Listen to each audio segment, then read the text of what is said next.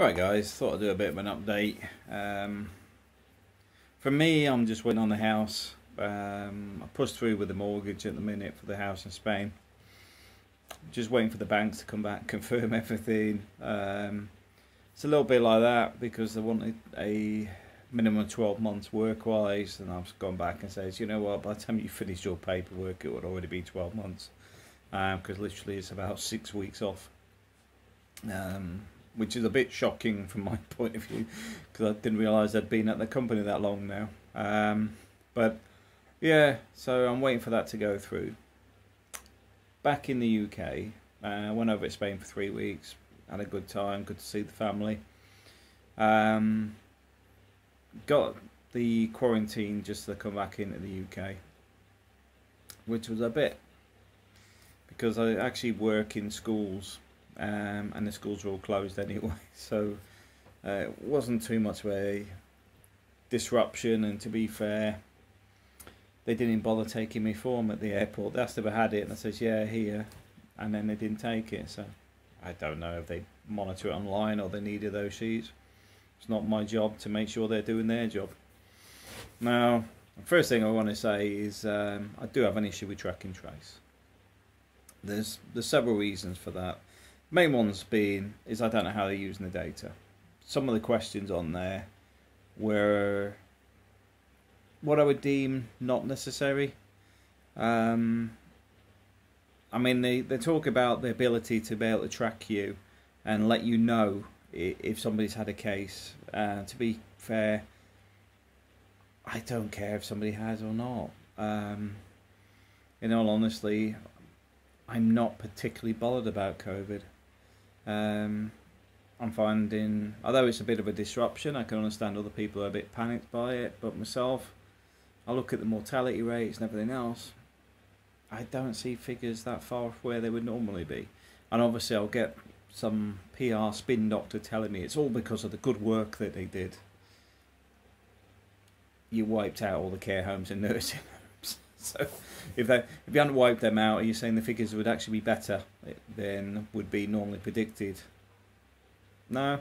So I'll just call you bluff on that one. So I'm not seeing it as bad as it's being made out, and their own figures don't make any sense.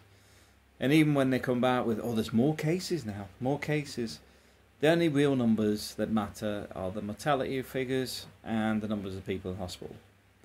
The number of cases aren't that relevant because they fluctuate, they change, there's different reasoning behind it. If you're mainly taking tests for care home workers, nursing home workers, NHS workers, people that believe they're ill, then guess what? Your hit rate is going to be much higher. Why? Because it's not the general population, it's people that are high risk. Now, I do think I had it in November, along with a lot of the people I work with. So it'd be nice to actually have a real test that actually comes around and says, yeah, you've had it. And people go, oh yeah, but you might be able to catch it again. I really don't care. You know, got to that point now where I'm beyond caring. And this is one of the things you do have with a constant lockdown and dithering and farting around. Which is often the case with British government. But I wouldn't just say it's the UK, because there's been protests in Germany and other places going enough's enough. Wanting a bit more normality. I was watching a thing on Preston today, because Preston's had an increase in cases. But I don't know what the mortality rate in that is for the hospitals in Preston. Because it'd be interesting to see where their figures are. If it's around normal, then don't care. Because let's face it, they go, oh, there's been a spike in tests compared to what we had 6 months ago. We didn't do any tests 6 months ago. Of course we have spikes in cases. Because here's a quick one. If you tested 10 people and one person had COVID 6 months ago, and then you did 100 tests and now 10 have got COVID, has it increased? It depends on the media group. And depends how you want to manipulate your figures. That's the thing with stats. You make them up as you go along to fit whatever you're doing. The reality is, people are getting a bit tired of it, and it's interesting seeing some of the stuff around Boris and the kids going back to school in September, because I'm in a lot of groups with older generations in them, due to where I live in Spain. So I do find there's quite a socialist slant, along with a lot of scaremongering because of the age groups. So there is a lot of people that are overly worried, which, to be fair, it's quite fine. It's just when it's all over bloody Facebook, you get sick of seeing it. Because my view is basically, if you're worried, don't go out. If you're not worried, go back to normal. Just use a bit of common sense, you know. The face mask thing, I think if you think you've got COVID, you should wear one. If you're not bothered or haven't got any symptoms or anything else, up to you if you want to wear it or not. Just a bit of common sense. So that's my view on it. What is frustrating me is this quarantine stuff across Europe, because I do think it's not really going to be that relevant. I just find it completely nuts. You know, it's annoying how the media portray everything, because it's like they go, oh, people on holiday. Oh, because that's the only people that travel, isn't it? Not people that make commute for work, may have business meetings in another country, people that are in the aviation industry, logistics, all these other bits. No, there's only tourists, because tourists make it easy to actually say, oh, we can lock you down for 14 days. But what happens if you're not a tourist? What if you have been away from your family for 4 months because of the way they've locked it down? The same way I think an Indian plane crashed yesterday or the other day, after they'd been stuck wherever they were. As you can see, I've sort of given up watching on anything that would do with the news at the minute, because it's just nonsense. Everything's sort of swung to Beirut at the minute. And then you're sitting there about the Beirut stuff. The focus is now on the corruption of the government, not why was there so much of that chemical that's conveniently a fertilizer, but often used in explosives.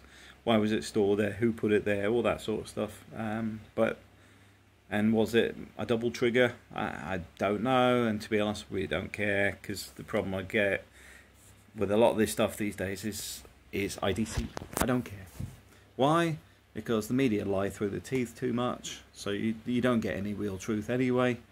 And its direct impact currently is very little, except maybe causing a risk of the next Syria, which politically may actually have been on the cards anyway.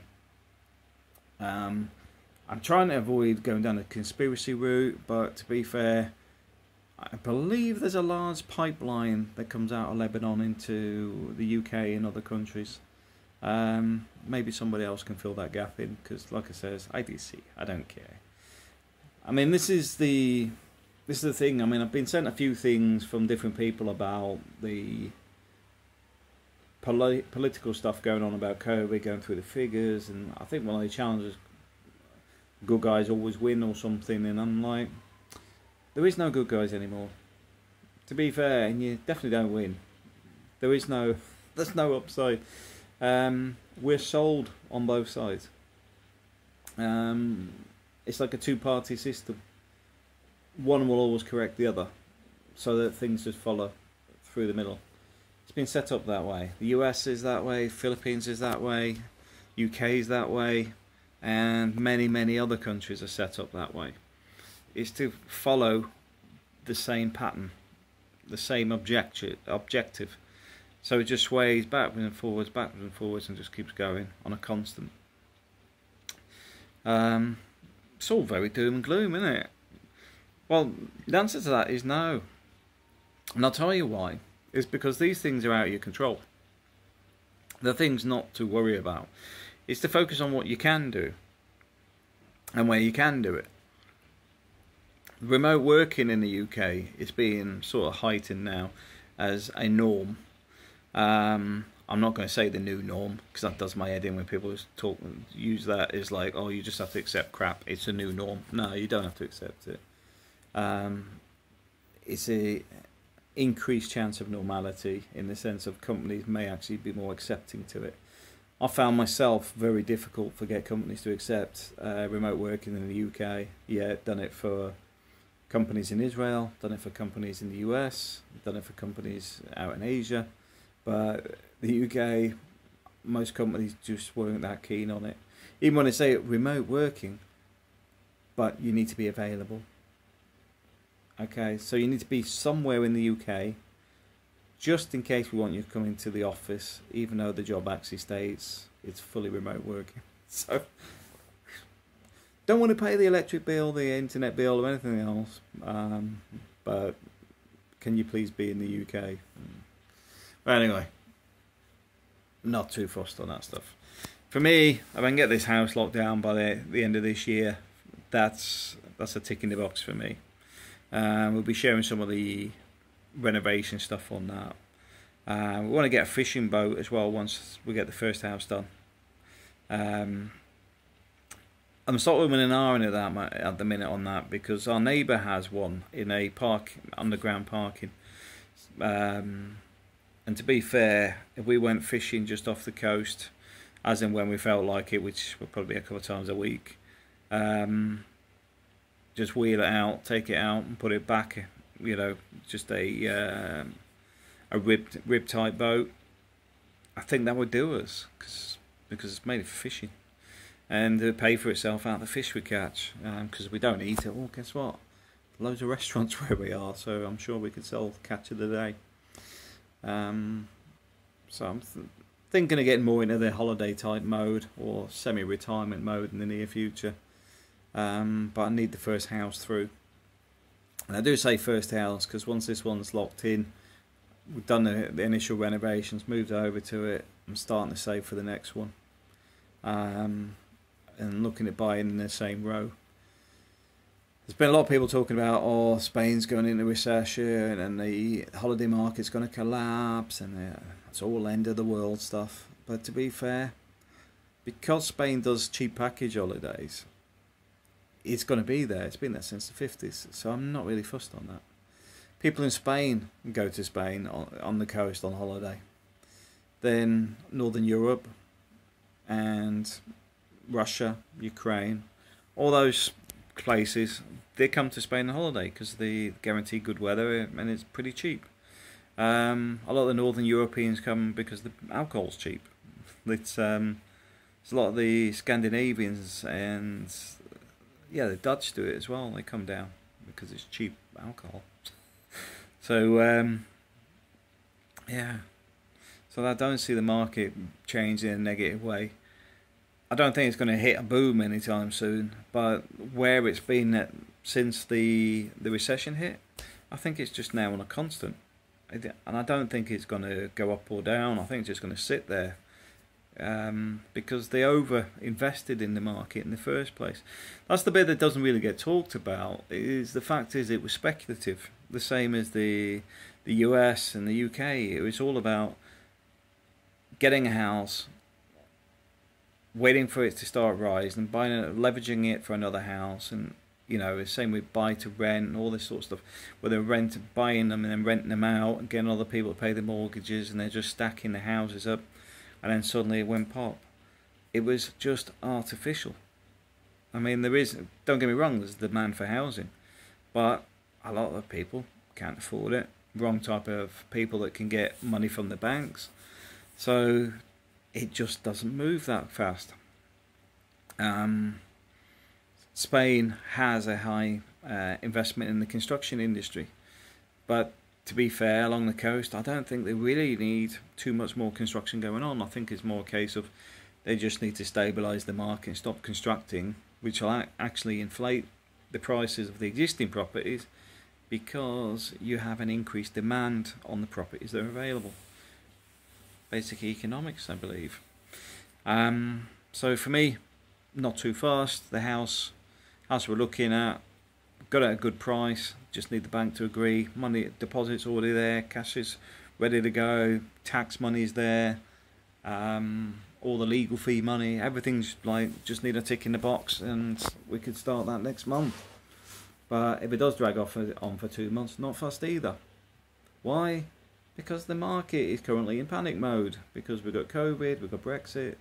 So I'm not saying the market will crash around those, because these houses haven't really recovered since the last recession. The new ones are the ones that will have significant drops in prices. I know some of the people that we know, their house is currently, say, valued at 86,000. At the height of the boom, it was nearly 240,000. Well, guess what? At 80 odd thousand, there'll always be a buyer, because that's the real market value of it. But anyway, so yeah, things are progressing. Like I said, things seem a bit doom and gloom, but you've got to see the positive in it. For me, delay in the bank means more deposit money, means reduced mortgage. So that's one advantage for me. It'll actually bring down the payments, because I'll be paying an extra few thousand on the initial deposit, reducing the amount I need for the mortgage. So there is some silver linings in this. What is bothering me is the travelling backwards and forwards to Spain at the minute, because we have the interference from state, the sort of dither going into quarantine, and we've got this second wave. I think we're still in the first. In the same way that when they were saying it all come out, when December, January, or whatever, and then that sort of, no, it come out earlier than that last year. Everything they seem to say just isn't a fact. And then they're complaining people ain't listening anymore. Well, firstly, I say saying that's often said in the UK, get your facts right. Secondly, nobody trusts them anymore. And it's not just this. I've got to admit, it's not just this. It's not just about the COVID or the Brexit and the £350 million bus nonsense. Even the Tony Blair stuff relating to GCHQ and manipulating the UN stuff. I think it goes further back. I think it's slowly chipped away at society to a point that there is a problem where people just don't trust the state anymore. Now, I've got to say, social media has had its involvement in this, but probably not in the way they would have liked. Because I know I used to be involved in the computer aspects of things back in the BBS days, the bulletin board systems, which were dial-up. They weren't large network. Well, they were a large network actually, because once you webbed a few of these servers together, they weren't live in the sense of permanent connections to each other, but they had a huge community base, and you found the majority of the people who were into it were fairly techie, had they were switched on, and were more, I don't know, more aware. I'm trying to find a polite word for it. It wasn't about the Kardashians. It wasn't about what people had eaten that day. It wasn't about lip gloss and random nonsense. It was more specific. I think a lot of that has been watered down, because as the masses have gone on, it's become very mixed, mashed, manipulated, to the point of dissecting real information is near impossible. Because even when you do the searches on the search engines these days, I find it's pretty poor compared to what it used to be. You simply get all sorts of random nonsense. And it's obviously, we've had people manipulating the search engines, but it just shows how things have evolved, but not in a good way. It's been manipulated as cash generation. It's manipulated to change the way people think. This is the whole, what was it? Is it Cambridge Analytica? I think it is Cambridge Analytica, and the involvement with Brexit, the involvement in the Trump election, etc. Where Facebook had a lot of manipulation in there. and no doubt other social media companies were involved. But nobody wants to talk about it. Why? Because they're all at it. You're not talking about one political side doing it. They're all doing it. And they're orchestrating, manipulating, splitting people up, so they can get them down into their subcategories, because then you know exactly what pushes people's buttons. Which gets me back to why I don't want the track and trace with the NHS stuff. I don't trust my government. I do not want them having any more information about me than they need to. Even with the track and trace, there was a question on there about how they could contact me. It was like, can they phone me? Can they text me? Can they text and phone? And they said, can they phone? And I said, no. And they're like, and you have to go reason why. And I'll just put choice. In other words, I don't want you phoning me. It's you're not paying for my time. And if the whole aspect of this is to say somebody on your flights had an infection, guess what? That's all you need to do. Just text me. I'll text you back going, okay. Not hard, is it? But a lot of it's to snoop. And some of the other questions were a bit weird in there. I haven't got the form anymore. But there was some questions in there. I just thought, why are you asking that? So, yeah, I'm a bit concerned about the way we're heading at the moment. It does seem very peculiar. It's getting back to track and trace in the schools in September. Just seen an article about Boris and then wanting to test the kids and teachers weekly. Well, to be fair, where does it state that in law? Because as far as I'm concerned, they can... Because I work with the education system. There's nothing in my contract saying I have to have medical testing. And I disagree based on the factors. I don't know how they're using my data. Don't know how they use my information. Don't agree with it. Don't see the outcome of it. Because unless they're actually going to do a track and trace and go, okay, we've done a track and trace within 10 minutes of going to the school or whatever, where there's an outcome that straight away you say, oh, you need to go and self-isolate, what's the point? Because you're in a building with, say, 500 people. If it's anything that's going to be over a week, over a day even, it's pointless. Because the risk of infecting 100 people is quite high because you're all in the same area. So if you get one person in that entire 500, which is very likely, let's be honest, I would say 30, 40 people in 500 would be more likely. Then you would have to shut the entire school down. Or not shut the school down, because then we're now into the way the government thinks. Or don't we shut it down? Do we isolate those 30 kids? But how do we isolate the kids? And it's just annoying at the minute. It's just dithering. It's the dithering that bugs me.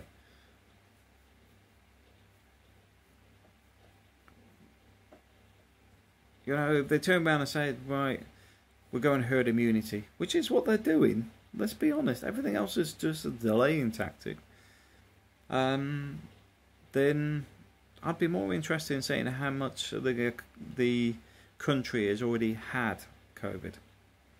Because if it's above 50%, because let's be honest, when I was listening to the news article around Preston, they said 50% of their under 30s have had COVID. 50%.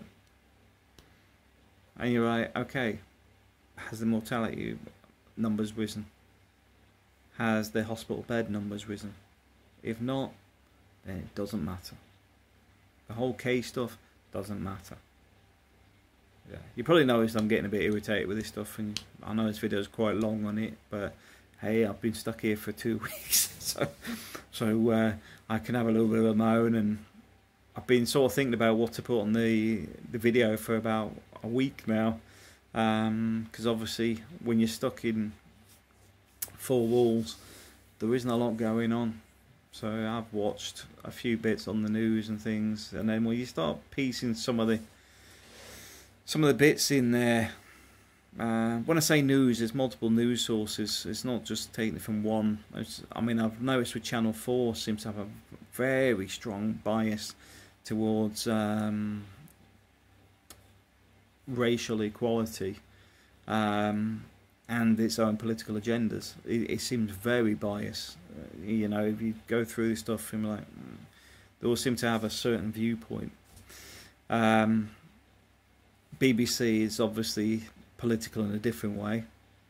Then you've got Al Jazeera, Sky News, and it's quite interesting. You can see the different way things operate and the way they manipulate things to suit themselves.